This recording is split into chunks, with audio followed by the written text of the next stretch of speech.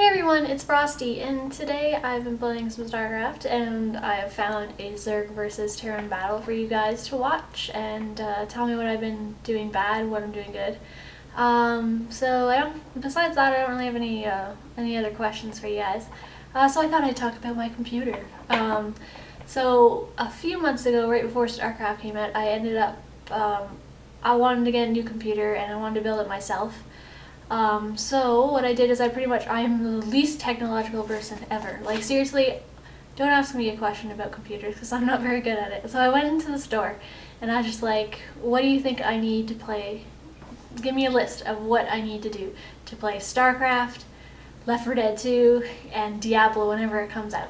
So they gave me my list, and I'm actually really happy with what I've got because I can play my StarCraft on Ultra, which is super nice. Plus I can record these videos, which is really nice. My computer can actually handle it. Sometimes it lags a little bit, but it's actually pretty good. So yeah, besides that, all I've been doing is playing some crosswords.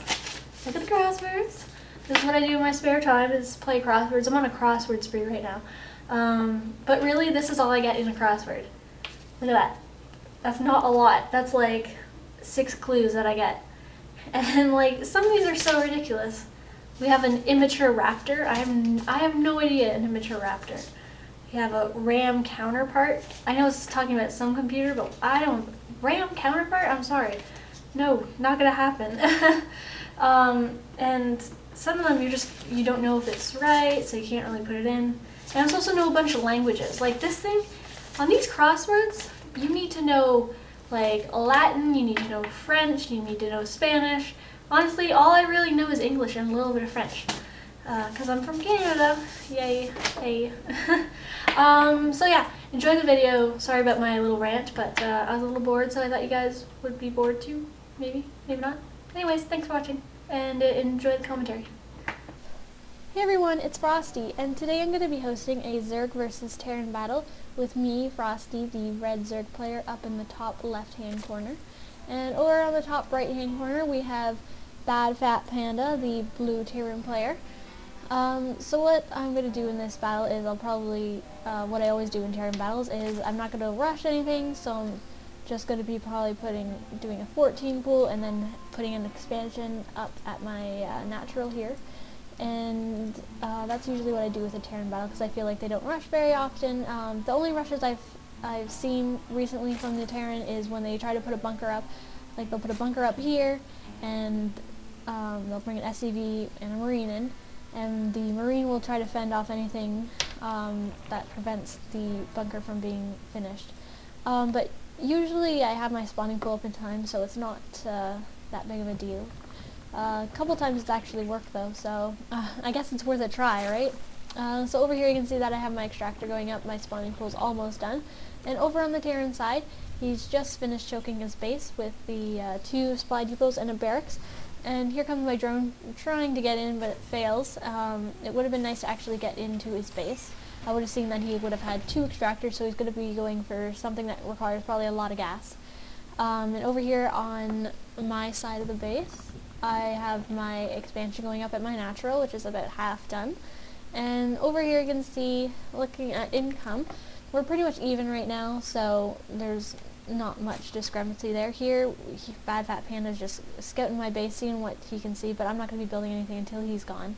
And he goes through my mineral line, which probably wasn't the best idea, because if you go through my mineral line, there's a 90% chance that you will die. The 10% is when I fail to actually surround you.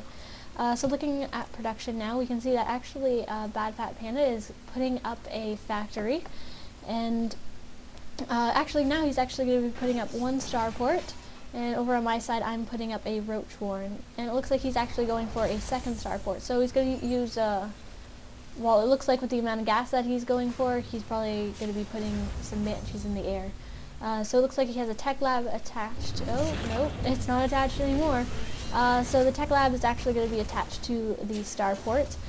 So that pretty much tells me that he's going for banshees, and it looks like he's putting another tech lab on the other starport. So looking at my side of the base, we have I sent a Zergling up to see what I could see, and I didn't really see much, so that kind of warned me that he's probably going to be going for some type of air. So that's why I got an evolution chamber, so I'm probably going to be putting up some spore crawlers and getting a lair so that I can fend off air. And over on the Terran side, we can see that he's actually got 2 banshees in production and the cloaking. While I'm coming in with a few roaches to try to break in his base before he does too much damage with the banshees. But it looks like it's just not enough. He got his banshees up a little too quick for me. And over here we can see that 3 roaches just happen to be sitting there, and they nicely destroy that SCV that was going to build an expansion. And then they're probably going to die with all those banshees. So I'm pretty much running to his base, see what I can see, and pretty much all I see is banshees. So it's not looking too bright for me. So over here you can see that I'm now getting a spire up and going, and a few spore crawlers around my base. So our harvesters are exactly the same right now, but it's not going to be probably soon, because with that many banshees, he's going to kill off my drones pretty quickly. And it looks like my spore crawlers really aren't doing too much at this point, because I didn't really have enough, and I don't really have any anti-air besides cleaning. So it looks like he's pretty much, I shouldn't have left my drones all the way there. I thought this spore crawler would protect me, but I guess not. So I ended up losing a bunch of drones, which wasn't very good, and over in my natural, I'm actually going to be getting a Hydralis den, and I've got a whole load of spore crawlers up to defend this one base.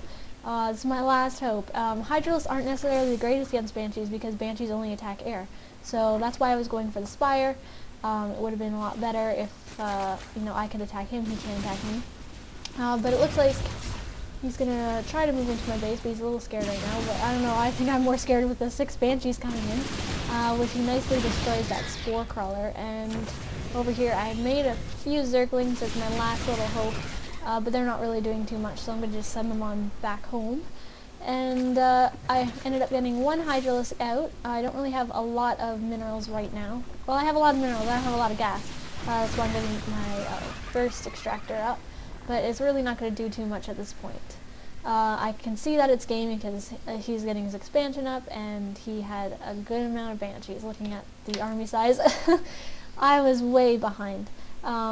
So that's game. Thanks for watching, everyone, and leave some comments of what you think I could have done better, or if I was pretty much just doomed from the start. Thanks for watching.